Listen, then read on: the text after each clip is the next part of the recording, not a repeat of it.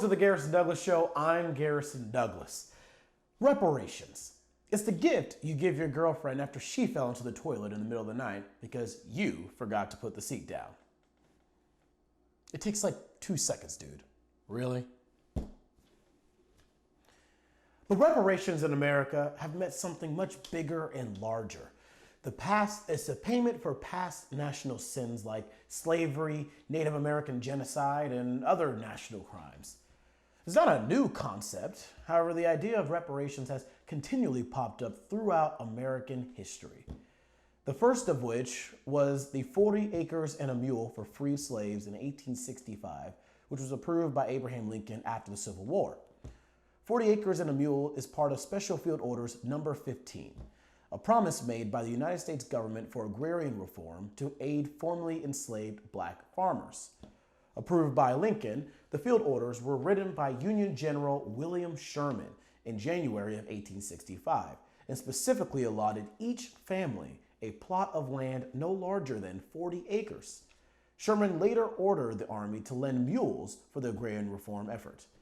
And the field orders followed a series of conversations between Secretary of War Edwin M. Stanton and radical Republican abolitionist Charles Sumner and Thaddeus Stevens, following disruptions to, let's call it the institution of slavery, which was provoked by the American Civil War. Now, many freed people believed and were told by various political figures that they had a right to own the land they had longed work as slaves, and they were eager to control their own property. Freed people widely expected to legally claim 40 acres of land and a mule after the end of the war, long after proclamations such as Special Fields Orders Number 15 and the Freedmen's Bureau Act were explicitly reversed by Lincoln's successor, Andrew Johnson. Now, some land redistribution occurred under military jurisdiction during the war and for a brief period thereafter. However, federal and state policy during the Reconstruction era emphasized wage labor and not land ownership for blacks. This has left a foul taste in the African American community for centuries.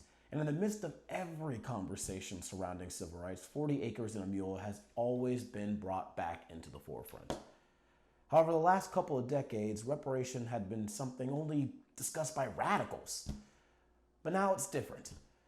2020 Democratic candidates for president have brought it back on the main stage, front and center.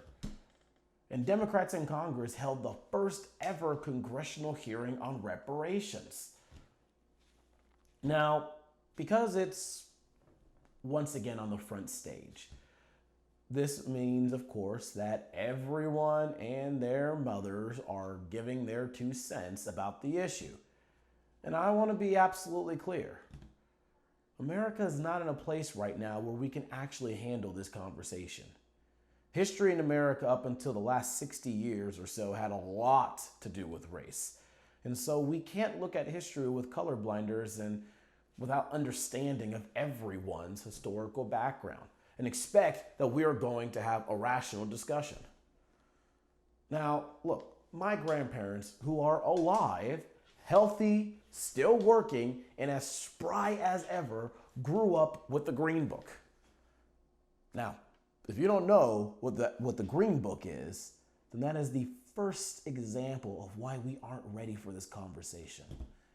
For those of you who don't know, the Green Book, which was published by an African American, was a guidebook for blacks to know where they could and couldn't go when traveling by car during the Jim Crow era. Blacks couldn't just pop up at the Best Western while traveling. They had to follow specific roads, and sometimes they had to just sleep in their car because the only hotels in the area were for whites only. My grandmother was pelted with eggs when she was younger for trying to vote. She was a military wife. My father was serving in Korea. But that was a reality. In my family, racism and bigotry was institutionalized and a very real thing. But fortunately, I have incredibly tough grandparents who never let it stand in their way and clawed through every obstacle that they faced. They can look at their children and see now a Pro Bowler, NFL player, with a successful career, a successful federal contractor, and a assistant district attorney who should be a judge, wink, wink, and a very successful businesswoman.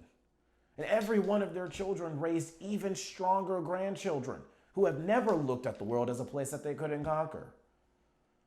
I say all of this because reparations was never something that I personally grew up thinking about. It wasn't something I paid much attention to. I mean, why would I? Everything I've ever wanted was provided for me, and then some. But as I looked at the history of not only my family, but the history of this country, there's a lot of stuff there to unpack. And some of you need to hear this, but reparations to African Americans today is not about slavery. In 1865 it was, but it's not that today. It's about slavery, the race war of Tulsa, Oklahoma, Jim Crow, the assassination of a man who dared to have a dream. African Americans have watched every minority group in this country that has been oppressed at one time or another receive reparations in some form. For Native Americans, it was over $7.1 billion between 2009 to 2013. Heck, Ronald Reagan gave survivors of the Japanese internment camps $20,000 each. African Americans, however, have received nothing but broken promises and with a note saying, we thought about it. We fought a war and people died. That should be enough. Or we gave you affirmative action. That should be enough. Come on now. We let you guys have a black president for 2 terms. What more do you want? Look, I'll be 100% honest. I don't think reparations would be good for this country. Not only would it divide this country even deeper amongst racial lines, not only would it just add more debt that everyone, black, white, Hispanic, Asian, whatever, would have to pay off, but what would it really accomplish? If the federal government wrote a check for $100,000 to every descendant of a slave, there would be folks who would say it's not enough. If we gave a tax credit for 25 years to every folk who was a descendant of a slave, they would walk away and say, what? I mean, could you really legitimately say that that was good enough for you? Because at the end of the day, these issues can't be just paid off. Because at the end of the day, every American's concerned about paying their mortgage or rent, their health care, their kids' education. These are American problems, not black problems or white problems, and they can't be permanently fixed with reparations. They affect every American. So do I believe in reparations? No. Do I believe in folks getting off their high horses and learning the history and experience of folks outside of their own culture? Absolutely. Because honestly, it's perhaps the biggest cliche out there, but our biggest problem in this country is that we don't talk to one another to learn. We argue to win. That's what we do.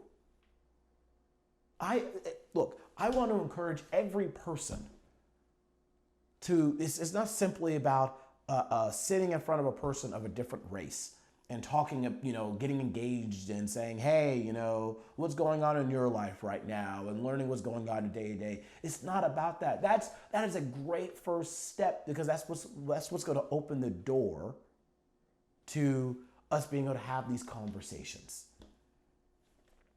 But those conversations need to go deeper. And I can't speak for white Americans or Asian Americans or Hispanic Americans. I can't speak to their experience in this country. I just can't. I haven't lived it, and that's not a conversation that I've truly had with others. I can speak for the black experience. I can speak for my personal experience and the history that I've learned in this country regarding the black experience. And that's something that I've looked into. And so, for example, if you haven't heard of the Green Book, look it up. Look at that experience. Tell me that that's not something real, that doesn't have an effect that just doesn't last for a couple years. Take a look at what happened in Tulsa, Oklahoma, which was the home to Black Wall Street, a place in which African Americans utilizing the capitalist system had built up a community that was extremely self-sufficient. They had their own doctors, their own lawyers, their own grocery stores. They built that up. They were middle class. They were upper middle class. I mean, we're talking about legitimate wealth. And this isn't about praising, one group of people and saying that all wealth needs to be concentrated in one community. That's just what happened. They built a community for themselves that was thriving. And some people didn't like it. A lot of people in Tulsa didn't like it. The KKK didn't like it. And utilizing military training, they exterminated an entire population. That happened. And look into that even further, because what you'll find is that when they went back years later, decades later, courts found that there was a legitimate claim for reparations for what occurred that night. However, the court also ruled, as it has done time and time again throughout American history, that the statute of limitations has run out. And that while reparations would be normally rewarded in a situation like this, or restitution would be awarded, our system's not built for it because we discovered it too late. That's where this country is. And so, like I said, I don't really believe in reparations for the sake of, I don't think it's going to be good for us. I think it'll do way more harm to this country than it would do good. One, also, I'm a person who doesn't feel like I need it.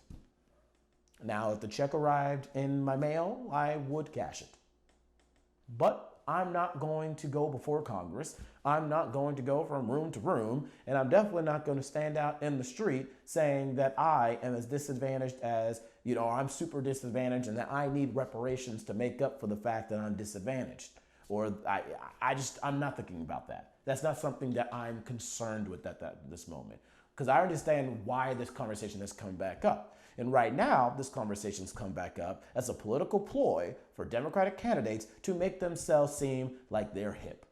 It goes right with Kamala Harris talking like she's making herself perceived to be black because the perceived black experience is smoking weed. Or Hillary Clinton pretending that being black means you always have to have hot sauce in your bag. Or Mayor Pete thinking that drinking a 40 is exactly how to be black and tight with black Americans. That's the people who are putting forward reparations at this moment in time. People who think that African Americans can be bought and sold once again, as they always have done, except this time instead of actually buying the person, they're buying the vote. So that's why I'm not interested too much in having this conversation, because like I said, I know the reason why it's back in the political sphere. And two, I know that at the end of the day, America's not ready for that conversation. Never has, and it never will. Okay? So that is why we need to focus on everyday issues that are affecting everyone. Because at the end of the day, we rise and fall as a country. If we gave every single person X amount of dollars and it was going to bankrupt this country, then guess what? That money that they just gave you isn't going to work out. So let's focus on the things that are realistic, the things that will actually help people in the long run, that'll help families out, that'll help the next generation out, that'll help protect life in the womb. Let's focus on those things, because those are the things that will actually have an impact. Not something that just makes us feel better in a history book. That doesn't make sense. So that's it for me, because that's all I had today. Today wasn't supposed to be like a current events podcast. Today was going to be about my perception of reparations and the conversation surrounding it. So that's it for me. Hope you guys take what I said to heart and leave you with some reading material. Like I said, look up Tulsa, Oklahoma, Black Wall Street. Look up the Green Book. And if you're not an African American and you believe that there's an experience that African Americans don't believe, that don't believe, that African Americans aren't aware of, that goes with your culture, comment in the video. Say, hey, you know what? That's a very interesting thing. You know what most people don't understand about my culture or my history? Take a look at this.